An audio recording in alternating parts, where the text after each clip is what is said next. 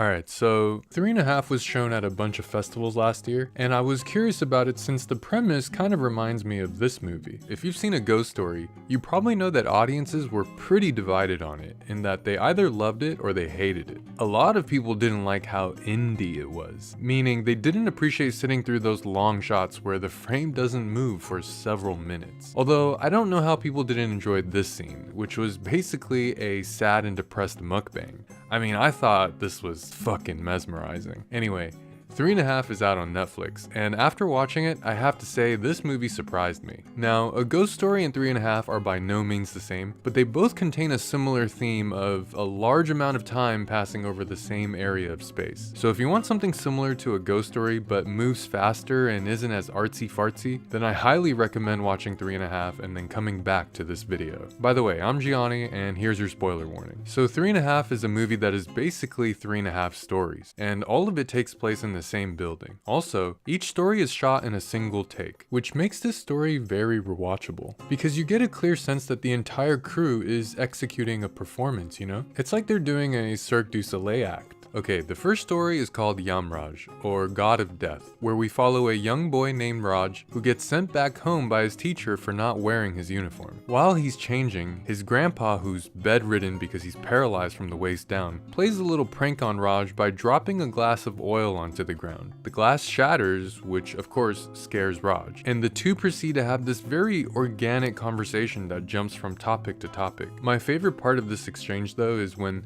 the grandpa tells a story about stealing his own grandmother's money when he was a boy. And when his mother found out, instead of scolding him, which is what he wished would have happened, his mother simply asked him, "What kind of a person are you?" And he admits that that incident has stuck with him his entire life, which, you know, implies that he's condemned himself for his entire life as a bad person for that single stupid thing he did as a kid. Anyway, after this story, he tells Raj that he loves him, asks him to put a lamp by his bed, then lets him return to class. And as Raj walks down the stairs, we see his grandpa attempt to light his own bed on fire using the lamp and the oil he dropped at the beginning of the scene. And that's the end of story 1, which I thought was pretty wild. But my favorite is this next story. So part 2 is called Natraj, meaning God of Dance. It's now 20 years later, and we follow a 27-year-old man named Natraj into the same building as before. Except now, the building has become a brothel. Natraj is then greeted by the madam of the house, who sends him upstairs to meet this prostitute named Suleika, who's basically Desi Wonder Woman. And as Natraj attempts to kiss her, Suleika jumps up and admits that she's never had sex before, and that she's really sort of scared of the idea. So Natraj, being the nice man that he is, offers to pay and leave without taking her services. But she pleads with him to stay because she says that she'll get beat by the madam of the house if she doesn't perform. So in order to pass the time, they have this conversation where they open up to each other about various things. Like, Natraj reveals that he was taught by his brother to go to brothels in order to develop his sexual confidence. But he has kind of come to this realization that he can't get into the mood for sex now unless it's a transaction where he has to pay.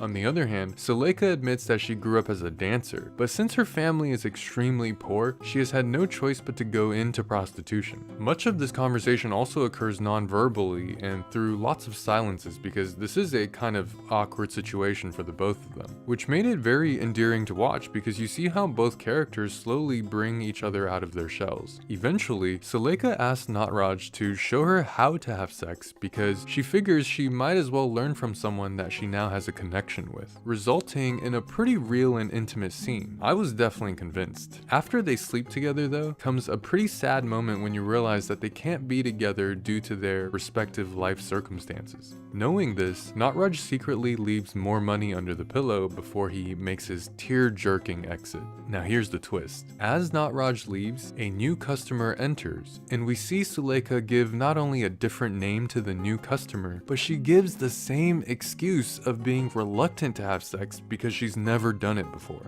And the reason why this is my favorite part of the film, and I think it's become one of my favorite scenes in any film period, is because even though Natraj got played like a fool, he essentially paid for sex therapy, where Suleika gave him his first real intimate experience, which is something he did not believe that he could have. And then you gotta think about how clever Suleika really is, because she's not just making a lot more money this way, but the actual sex she's having is probably much more healthier, let's say, which you would assume is a productive learning experience for the customers too, right? Alright, so in the last scene called Kamraj, meaning God of Love, we see an old couple rekindle their love and marriage in the same room, same building, 30 years after the second story. The man was supposed to go out for a game of squash, but he forgot his racket at home. So as he goes back home to grab it, he sees his wife dancing with the music blaring really loud, which stuns him because he figures his wife in her old age has become a much less active person in all respects. The two then have this dialogue where they essentially reveal to each other that they are both still young at heart, and both have longed for the past where their love was more readily expressed and passionate. And you kinda just then watch them cupcake with each other for about 40 minutes. And like a cupcake, this story was indeed really sweet and decadent, but compared to the first two stories, I wasn't too crazy about this one. But I will give it the benefit of the doubt and say that perhaps once I'm older, I might appreciate it more. Because no doubt I'll watch this movie again in the future. Cause like I said, the way this movie is put together makes it really rewatchable. Now finally, there's one last sequence we see, which is that of the building being renovated, which I think occurs between the second and the third story. It is here that the movie seems to suggest that the building itself has been a reoccurring character throughout the entire film, and I believe this is supposed to imply that the story is actually being told by the building itself, and that despite the characters being different, the building kind of imagines that what has occurred within its walls has been a sort of meta story of human life, because the characters aren't the same. Like, I'm pretty sure Natraj is not Raj from the first story, but I got the impression that the movie wanted me to be unsure about whether or not they were the same person. And also, I think the movie may have suggested that Suleika grew up outside of the house, and that she's related to that family that lived in the alleyway. But again, I don't know if that's true. By the way, those shots of that family that you see in both the first and second story, for whatever reason, has really stuck with me. I haven't spent any time thinking about why that was so impactful, and I almost don't want to, just to kind of keep it mysterious to myself. But feel free to tell me about it if you felt the same way. Like I was saying, the building itself can't help but to